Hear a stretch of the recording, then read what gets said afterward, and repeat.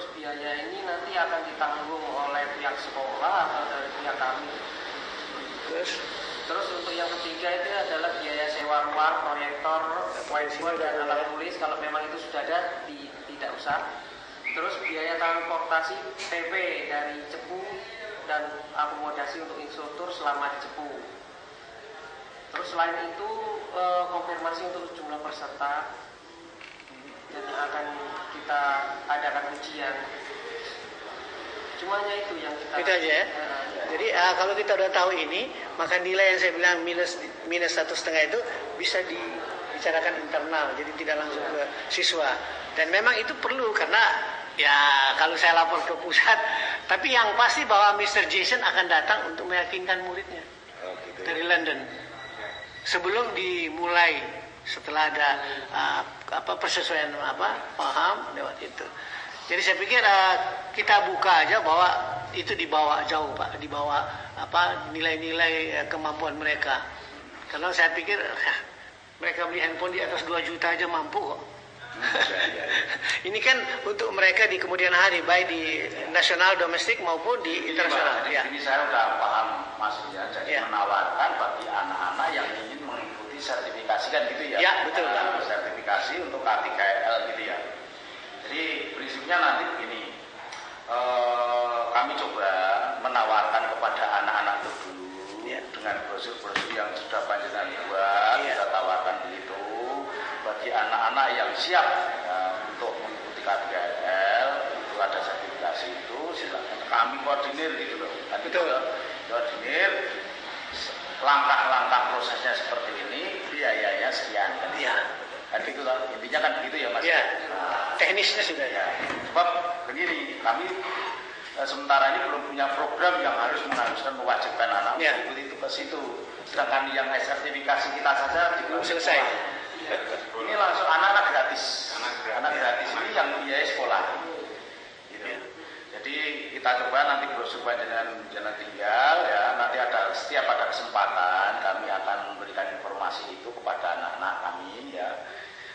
Nanti bagaimana ketertarikan atau mungkin kebutuhan anak bagaimana. Siap apapun. Sebab anak-anak STM itu hampir 50% itu melanjutkan. Jadi mungkin kalau kita paksakan harus punya itu kadang-kadang ya. Nggak bisa. Nggak bisa. Kesadaran. Jadi langkahnya memang yang paling baik itu adalah yang pertama mungkin kami motivasi ya, atau kami informasikan dulu dengan motivasi barangkali anak-anak yang memang sudah lulus STM itu nanti memang siap untuk mencari pekerjaan dan siap untuk menjalani itu atau membutuhkan sertifikat K3L itu kami tampung, kami koordinasi gitu ya. Maksud ya kita padukan dengan beberapa rekan dari LSP kita kan gitu LSP kita selain kita mengadakan sertifikasi kompetensi sesuai dengan jurusannya masing-masing, kita tawarkan itu kan, gitu. Betul gitu. Dan nanti hasilnya kita informasikan jenengan aja lewat Adeni itu. Iya, gitu Mas. Mungkin ada tambahan Pak bahwa setelah habis hari kedua langsung dia punya data-data langsung masuk ke London, dia punya urutan. Gitu. Itu pelaksanaan teknis. Ya. Kemudian codingnya keluar dan 3 minggu Pak baru dapat sertifikat sama ini dari London. Gitu ya. 3 minggu. Jadi ada text time ya. Jadi tidak hari itu langsung keluar karena itu kan diisu di sana. Tapi saya kira soal waktu itu soal masalah kedua. Baik, mungkin alangkah baiknya di sini bisa dikenalkan dulu Pak. Nama Pak Agustoyo di bidang apa? Saya di bidang teknik kendaraan ringan. Kebetulan di SMA Migas. LSP ya, terkait dengan LSP. Ya, terkait dengan LSP saya ketua bidang sertifikasi LSPP 1. Oh ya, bagus. Jadi akan nanti dibicarakan internal ya. Untuk mungkin Bapak juga sini, jadi saya Pak Sumarjo dalam hal ini selaku LSP itu sebagai wakil kepala sekolah untuk itu pelaksana lapangan ya, untuk yang mengurusi bidang sertifikasi itu. Artinya mungkin dapat dikatakan kalau LSP itu dia adalah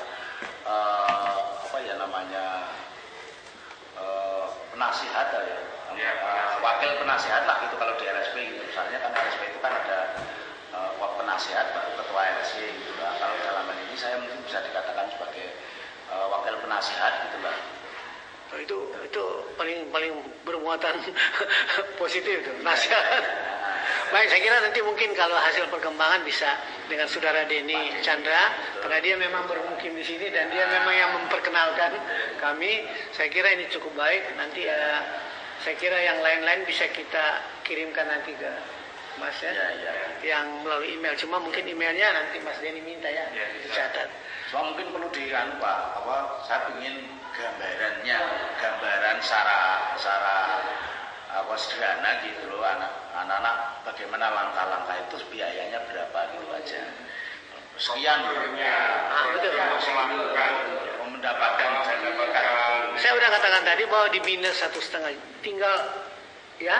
Bukan masalah, ya maksudnya langkah persyaratan apa misalnya saya menunjukkan caranya bagaimana pertama, kedua, ketiga. Oh ya itu juklak ya, juklak. Jadi pokoknya daftar nama-nama siswa apakah memang sudah direkomendasi untuk mulai kelas 2 atau kelas 3. Itu saya kira hanya kebijakan interan Pak. Jadi kasih list kita kira-kira berapa banyak kira-kira kalau ini terlaksana berapa banyak kira-kira. Ada berapa banyak kira-kira? Kalau misalnya ini memang nanti Bapak Kepala Sekolah merespon dan menyetujui kalau diwajibkan ya bisa jadi ini sekitar 400-an siswa tadi di kelas 3 semua. Tapi bahasanya itu belum bisa. Ya itu cuma roughly Pak, roughly dan itu belum confirm. Kemungkinannya untuk mewajibkan masih Oh jangan Pak, jangan Pak. Kesadaran. Baik. Tentu pelaksanaan itu kan bukan sekarang aja. Nanti ada kelas baru lagi bisa dilanjutkan lagi karena alangkah baiklah kalau semua tenaga-tenaga kita ini yang muda ini ya disiapkan untuk bisa bersaing nanti dengan negara-negara lain yang masuk di Indonesia. Saya kira cukup jelas ya Pak ya. Jadi nanti kami siapkan apa yang diperlukan nanti di email, mungkin Denny yang email dan akhirnya saya mewakili dari ICITB Alkon mengucapkan banyak terima kasih Pak karena sudah meluangkan waktu dari kesibukannya persiapan ujian lagi ya. Ujian Pak ini. Oh lagi nguji nih Pak.